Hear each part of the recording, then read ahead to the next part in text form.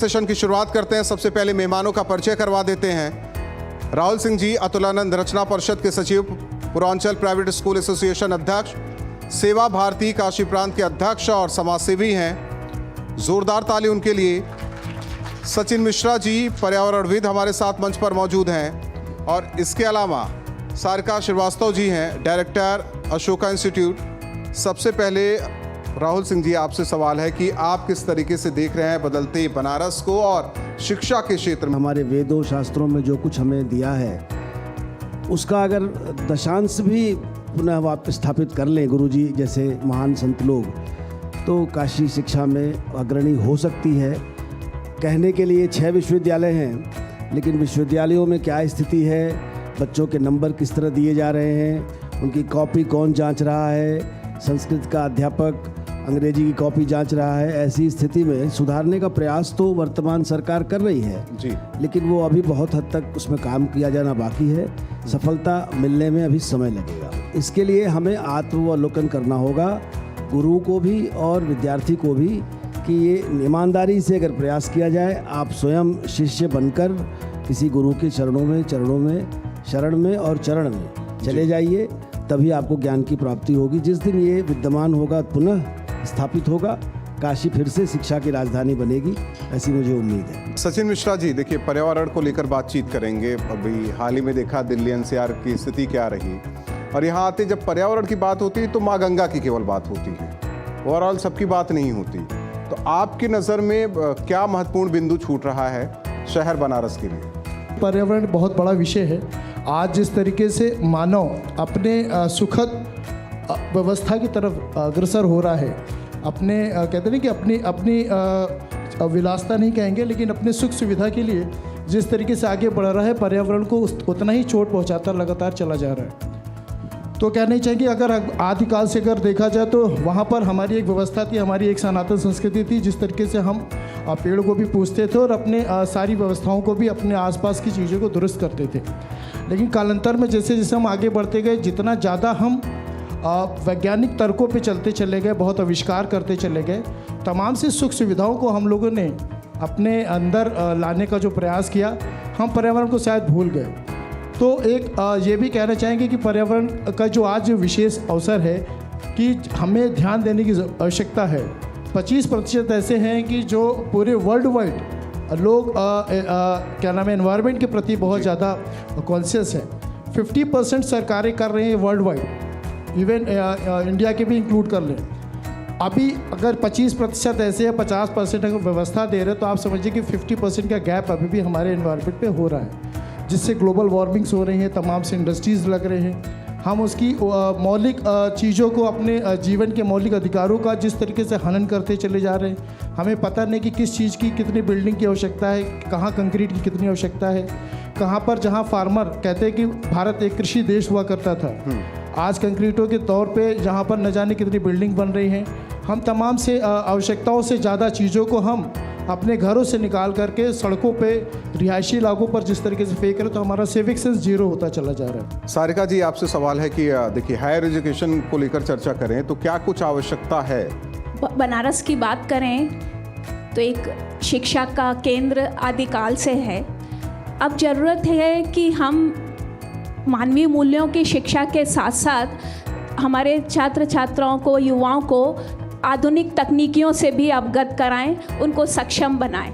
शक्ति ही शक्ति का सम्मान करती है और हमें सर्वशक्तिशाली बनने के लिए सिर्फ पुरातन जो परंपराएं हैं उनके साथ नई तकनीकियों से अपने युवाओं को सक्षम बनाएं, जिससे वो स्वरोजगार की तरफ बढ़ें और देश को एक उन्नत भारत बनाने में और विकसित भारत बनाने में अपना पूर्ण योगदान दें। हमारे संस्थान में जैसे हम लोग मानवीय मूल्यों की शिक्षा का केंद्र है, साथ साथ हम लोगों ने इमर्जिंग टेक्नोलॉजी जैसे data science, AI, ML, electric vehicle, robotics, automation, इन सभी विषयों पर छात्रों को हम लोग शिक्षा देते हैं और उन्हें तैयार करते हैं। विगत वर्ष AITM foundation for incubation and startup भी स्टार्ट किया है, जिससे हम पूर्वांचल के छात्र छात्राओं को सभी तकनीकियों से अवगत कराएं, जिससे कि वो स्वरोजगार की तरफ बढ़ें और एंटरप्रेन्योर बने। तो हमारे जो मेंटर्स हैं वो बड़ी बड़ी इंडस्ट्री से हैं, देशों विदेश से हमारा कोलैबोरेशन है, तो हमें बनारस को सर्वशक्तिमान बनाना है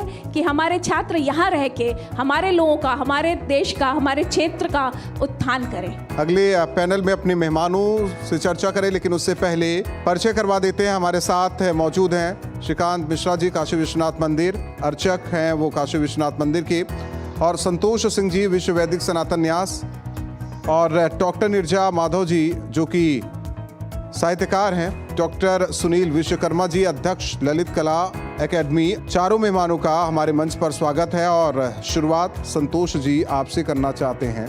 बनारस ने तो बहुत कुछ बदलता हुआ देखा है, अब और क्या बदलना है? बदलना ये है कि जो ये सनातन काशी था वो सनातन काशी दोबारा बन जाए।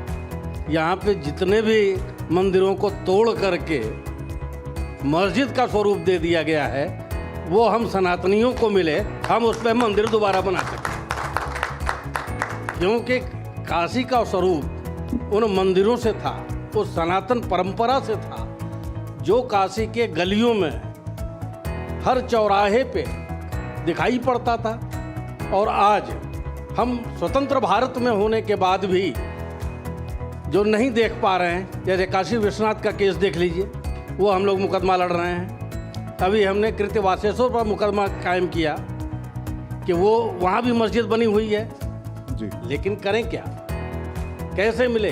अभी सुप्रीम कोर्ट ने एक डिसीजन दिया कि जब तक वर्शिप एक्ट पर हम बहस कर रहे हैं तब तक कोई नया मुकदमा दाखिल नहीं हो, और इस पे कोर्ट भी संज्ञान लेगा कि कोई नया फैसला इस तरह का मत दे जिससे विवाद पैदा हो। श्रीकांत जी, काशी इसीलिए है क्योंकि ये काशी विश्वनाथ जी की नगरी है। पहले और अब में आपने क्या देखा अंतर? आप लगातार महादेव जी की पूजा अर्चना कर रहे हैं। जिस प्रकार से हमारे काशी के प्रिय सांसद और देश के माननीय प्रधानमंत्री ने कहा था कि काशी की पुरातनता को नष्ट किए बिना इसको नया कलेवर दे करके कैसे सजाया संवारा निखारा जा सकता है, उसका देदीप्यमान उदाहरण वर्तमान का श्री काशी विश्वनाथ परिक्षेत्र है, जो 2000 स्क्वायर मीटर में सिमटा हुआ मंदिर आज 52,000 स्क्वायर मीटर से ज़्यादा के क्षेत्रफल में दृष्टिगोचर हो रहा है। और जहाँ पर आने वाले असंख्य, माने अभी आपको इस साल में दर्शनार्थियों की संख्या जो है नए साल पर 7 लाख दर्शनार्थी आकर के भगवान विश्वनाथ को दर्शन पूजन करके धन्यता का अनुभव किए हैं, कृतार्थ हुए हैं। तो आप ये समझ सकते हैं कि कितना बदल रहा है बनारस, और आने वाले समय में नित्य निरंतर अनवरत अबाध गति से प्रगति के पथ पर उन्नत और अग्रसर हो रही है काशी। डॉक्टर नीरजा जी, एक सवाल आपसे है, साहित्य और वाराणसी, बनारस को कैसे आप देख रहे हैं? एक श्लोक है, मरणम मंगलम यत्र विभूतिर यत्र भूषणम कौपीनम यत्र कौशेयम काशी के नोपमीयते। जहाँ पर मरना भी मंगल है और विभूति ही आभूषण है, और जहाँ कौपीन ही, जो कौशेय कौपीन है वही वस्त्र है, तो इस काशी की उपमा किससे दी जा सकती है? यह साहित्य भी है और यह काशी का परिचय भी है। और इस साहित्य के बिना या इस परिचय के बिना काशी को हम नहीं जान सकते हैं। हम जानते हैं कि माँ गंगा, माँ अन्नपूर्णा, दो माँओं से जो संपोषिता ये काशी है, जिसको बाबा विश्वनाथ ने अपना बनाया। उस काशी का नागरिक होने के नाते हम सब प्रणाम करते हैं, और काशी का नागरिक होने का अर्थ ही होता है कि हम ब्रह्मांड के नागरिक हैं। पूरे विश्व में राजनीतिक शासन चाहे किसी का भी रहा हो, लेकिन आध्यात्मिक शासन पूरे विश्व पर काशी का ही रहा है। तो साहित्य में भी काशी पूरे अपने ओज के साथ, पूरे अपने सौंदर्य के साथ, पूरी अपनी गरिमा के साथ वर्णित होती है। डॉक्टर सुनील विश्वकर्मा जी, अगर कहा जाए कि आपकी भाषा में शहर बनारस क्या है? काशी बहुत प्राचीन काल से ही चित्रकला से प्रेरित रहा है, और यहाँ बहुत से ऐसे चित्रकार हुए जो पीढ़ी दर पीढ़ी आज भी उस चित्रकला को निभा रहे हैं और उसमें कार्य कर रहे हैं। लेकिन कुछ कलाएं जो है वास्तव में कुछ कारणों से गायब होती चली गई, जिसमें भित्ति चित्रकला थी, जिसमें यहाँ का एक कुम्हार लोग भित्तियों पर चित्र बनाते थे शादी विवाह में और मांगलिक अवसरों पर, घरों के ऊपर। शायद घर में आजकल पक्के पेंट लगने लगे और वो चित्र नहीं बनवाने लगे लोग, क्योंकि हर साल वो चित्र बनते थे, हर साल पुताई हो जाती थी और फिर नए चित्र बनते थे और हर मांगलिक अवसर पर वो चित्र बनाए जाते थे। आज उन चित्रों की पीढ़ी समाप्त होती चली गई है। आज उस पर रिसर्च भी हो रहा है कि वो परंपरा, वो शैली किस प्रकार से, काशी शैली की जो चित्रकला थी वो किस प्रकार से लाई जाए। आज जरूर ये है कि पुनः काशी उस भित्ति चित्रकला के